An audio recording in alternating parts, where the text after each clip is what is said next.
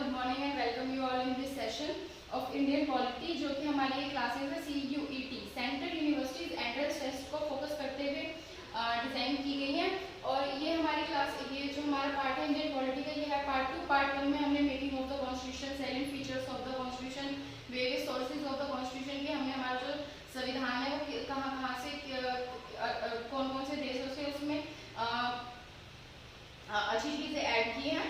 तो the constitution is adapted on 26 नवंबर 1949। जो हमारा कॉन्स्टिट्यूशन है वो हमने अडॉप्ट किया था 26 नवंबर 1949, which contained a preamble, 395 articles, 22 parts and 8 schedules। हमारे जो हमारा ओरिजिनल कॉन्स्टिट्यूशन था उसमें हमारे 395 आर्टिकल्स थे, 12 पार्ट्स थे, 22 पार्ट्स थे एंड 8 शेड्यूल्स थे।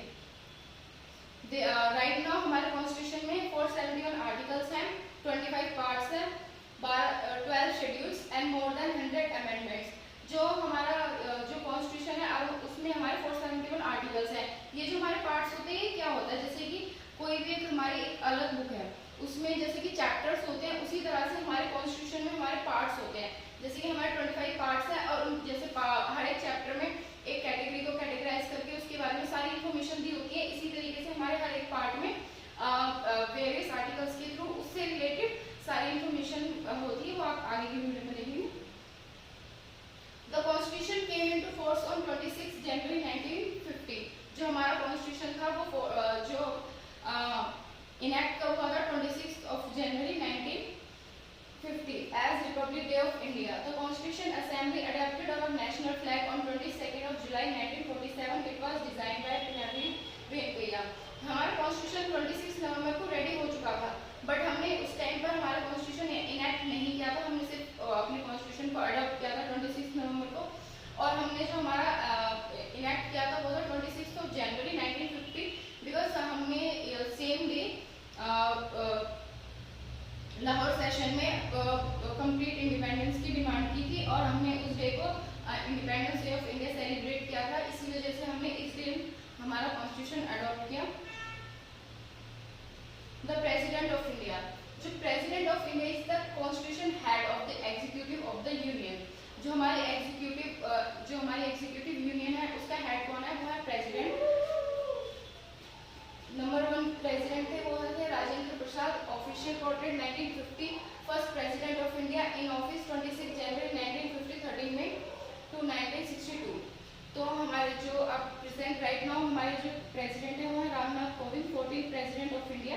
इनका टेन्योर जो स्टार्ट हुआ है 25 जुलाई 2017। Parts of Indian constitution. इसमें जैसे कि मैंने आपको भी पहले ही बताया था कि हमारे जैसे कि एक अलग बुक होती है, उसमें चैप्टर्स होते हैं। इसी तरीके से हमारी जो कॉन्स्टिट्यूशन है उसमें पार्ट्स हैं। जैसे कि part 1 union and it's territories, article 1 to 4।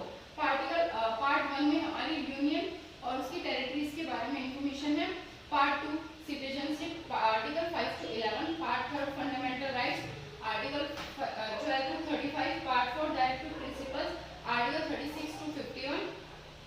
जो हमारे एग्जाम के पॉइंट ऑफ व्यू से जो सबसे ज्यादा इंपॉर्टेंट है वो है हमारा पार्ट 3 फंडामेंटल राइट्स। इसको आप अगर 5 स्टार भी दे दोगे वो भी कम है, बिकॉज इस पार्ट में से 100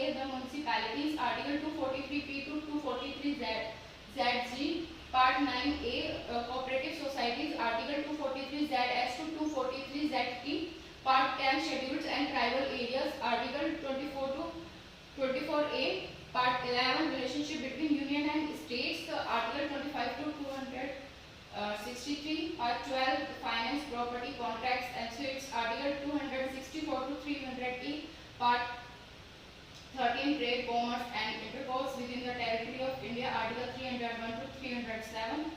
Part 14 Services under the Union and States, Article 308 to 323. ये जितने भी पार्ट्स हैं ये हमारे एग्जाम के लिए बिल्कुल भी इम्पोर्टेंट नहीं है, ना ही आपको इनको याद करना है। आपके लिए जो इम्पोर्टेंट है वो है पार्ट 3 एंड पार्ट 4। अब हम आते हैं part 1, article 1 to article 4। Article 1 name and territory of the union. जो हमारे पार्ट 1 में क्या है, जो हमारी टेरिटरी, हमारी जो यूनियन है उसमें नेम्स है और territory of the union. Article 2 admission and establishment of the new states. जो हमारा आर्टिकल 2 है इसमें जो हम किसी और एक नए स्टेट अगर हम एस्टैब्लिश करते हैं उसके बारे में इंफॉर्मेशन है। Article 3 formation of new states and alteration of areas, boundaries and name of existing states. जो हमारा आर्टिकल 3 है इसमें हम नए स्टेट्स बना सकते हैं, जैसे दो स्टेट्स को ऑल्टर करके, एक स्टेट को ऑल्टर करके दो स्टेट बना सकते हैं। Of alteration of areas, boundaries and name of existing states. हमारे आर्टिकल 3 में हमारे जितने भी स्टेट्स हैं उनके बारे में सारी इंफॉर्मेशन है। Part 2 article 5 to article 11। हमारे आर्टिकल 5 में क्या है, citizenship at the commencement of the constitution. Article 6 right of citizen of a certain person who has migrated to India from Pakistan. जो हमारा आर्टिकल, हमारा जो सिटीजनशिप है, जैसे कि अभी बहुत ज़्यादा बीच में 2-3 साल पहले बहुत ज़्यादा चला था सिटीजनशिप अमेंडमेंट एक्ट को लेकर। इसमें क्या था कि इसमें आर्टिकल 6 में ये दिया गया है, right of citizen of a certain person who has migrated to India from Pakistan. हमारे इंडिया में जो पाकिस्तान से जो लोग माइग्रेट होकर इंडिया में आए हैं उनके बारे में हमारे आर्टिकल 6 में है। Article 7 continuance of rights of citizenship. हमारे जो हमारी सिटीजनशिप है, ऐसा नहीं है कि एक टाइम के बाद खत्म हो जाएगी। आज हमें हमारी कंट्री की सिटीजनशिप प्रोवाइडेड है और कि ऐसा नहीं है कि हम किसी वैलिडिटी के साथ होती है हमारी सिटीजनशिप। अगर हमें एक बार मिल गई है तो वो हमारे लाइफ टाइम हमारे पास रहती है। ये हमारे आर्टिकल 10 में है। Article 11 parliament to regulate the right of citizenship by the law. जैसे कि हमने देखा है कि हमारे जो सिटीजनशिप में चेंजेस किए गए हैं वो आर्टिकल 11 के थ्रू ही किए गए हैं। Part 3 article 12 to article 35। Article 12 definition of the state laws. Article 13 laws inconsistent with or the organization of the fundamental rights। important fundamental rights। जो हमारे fundamental rights है वो important कौन कौन से हैं। initially the constitution of India provided 7 basic fundamental rights। जो हमने constitution enactment हुआ था उस टाइम पे हमारे 7 basic fundamental rights थे। बट जैसे आपको बताया था मैंने कि एक हमारा जो लॉ ऑफ प्रॉपर्टी है, राइट ऑफ प्रॉपर्टी है, उसको रिपील कर दिया गया था। Now there are only 6। The right to property 31 was removed from the list of fundamental rights by 44th constitution amendment act 1978। जो हमने 44th अमेंडमेंट के थ्रू हमने इस राइट टू प्रॉपर्टी को रिपील किया था। A legal right 300A was made and included in part 12 of the constitution। और हमने राइट टू प्रॉपर्टी को एक लीगल राइट बना दिया था under article 1300A। Right to equality. Right to equality article 14 to article 18। Article 14 equality before the law. हमारे law के सामने जितने भी लोग हैं वो सारे ही इक्वल हैं। Article 15 prohibition of discrimination on the ground of religion, race, caste, sex और प्लेस ऑफ बर्थ। इनकी प्रोहिबिशन ऑफ डिस्क्रिमिनेशन हम इनके बेसिस पर on the grounds of religion, race, caste और प्लेस ऑफ बर्थ, इनके बेसिस पर हम किसी को भी डिस्क्रिमिनेट नहीं कर सकते हैं। Article 16 equality of opportunity in matters of public employment. जो हमारे पब्लिक एम्प्लॉयमेंट है उसमें सबको इक्वालिटी देना है। ऐसा नहीं है कि कोई मिनिस्टर का बच्चा है तो हम उसको जॉब दे देंगे और जैसे कि किसी का कोई बैकग्राउंड नहीं है, स्ट्रॉन्ग बैकग्राउंड नहीं है, हम उसको जॉब नहीं देंगे। ये आर्टिकल उसको प्रोहिबिटेड करता है। और आर्टिकल 16 इसमें इक्वालिटी करता है कि सबके लिए, जैसे कि आपने देखा है कि जितने भी गवर्नमेंट एग्जाम्स होते हैं उनके लिए पहले एक टेस्ट होता है और उसके बाद उनकी स्किल के बेसिस पर उनको जॉब्स दी जाती हैं। तो ये आर्टिकल 16 में है। Article 17 evolution of the untouchability. जैसे कि हम पहले देखते थे कि जो हमारे शेड्यूल कास्ट, शेड्यूल ट्राइब्स और माइनॉरिटीज हैं इनको लोग बाग टच करने से भी मतलब डरते थे और बोलते थे कि जैसे कि अगर हमने इनको टच किया या इनके साथ बैठकर खाना खाया तो वो क्या कहते हैं उनको अनटचेबल्स मानते थे और उन लोगों को अपने घर में अलाउ भी नहीं करते थे। तो ये आर्टिकल 17 उसको अबॉलिशन करता है। Article 18 abolition of titles. Right to freedom article 19 to 22। Article 19 freedom of speech and expression. हमारा जो आर्टिकल 19 है इसमें क्या है, freedom of speech and expression. आप कुछ भी बोलने के लिए बिल्कुल फ्री हो, लेकिन ऐसा भी नहीं है कि आपके मन में जो भी आएगा आप वो बोलते चले जाओगे। आप देश के खिलाफ कुछ भी बातें नहीं बोल सकते हैं। जो भी चीज़ आपको फ्रीडम है, आप अपने व्यूज रख सकते हो, बट ऐसा नहीं है कि आप कुछ भी बोलोगे। Article 20 protection in respect of convention for offences. Article 21 protection of life and personal liberty. आप हर इंसान को अपने तरीके से जीने का हक है, ये हमें आर्टिकल 21 से मिलता है। Article 22 protection against arrest and detention in certain cases. Right against exploitation article 23 and article 24. Article 23 prohibition of traffic in human beings and forced labor. Article 24 prohibition of employment of children under the age of 14 in factories and mines.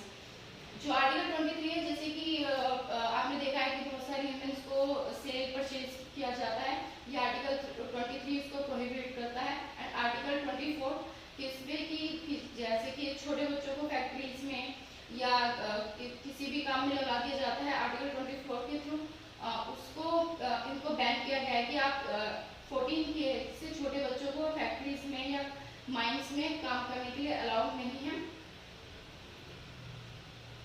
Right to freedom of religion article 25 and article 28। Article 25 freedom of conscience and free profession practice and propagation of religion. आप अपने पसंद का धर्म choose कर सकते हैं, आप उसकी पूजा कर सकते हैं। आपको ऐसा नहीं है कि आप अगर हिंदू हैं तो आपको लाइफ टाइम हिंदू ही रहना है। बहुत से लोग ऐसा होता है कि क्रिश्चियन बन जाते हैं, बहुत से लोग बहुत धर्म अपनाते हैं। तो आर्टिकल 25 आपको फ्रीडम प्रोवाइड करता है कि आप किसी भी धर्म को अपना सकते हैं और किसी भी धर्म को छोड़ सकते हैं। आपको जिसकी पूजा करनी है, जिस तरह से पूजा करनी है, you are free. Article 26 freedom to manage religious affair. Article 26 क्या कहता है, freedom of religious affairs. Article 27 freedom as to pay taxes for promotion of any particular religion. Article 28 freedom from attending religious instruction. Cultural and educational rights article 29 and article 30। Article 29 protection of interest of minorities. जो minorities होते हैं वो उनको protection provide करता है। Article 30 right of minorities to establish and administer educational institutions. Article 30 में जो minorities हैं या फिर शेड्यूल कास्ट है, इन सबको पहले जो हमारे जो एजुकेशनल इंस्टीट्यूशंस थे उनको रन करने का, उनको खोलने का अधिकार नहीं था। आर्टिकल 30 ये उनको राइट प्रोवाइड कराता है। Right to constitutional remedies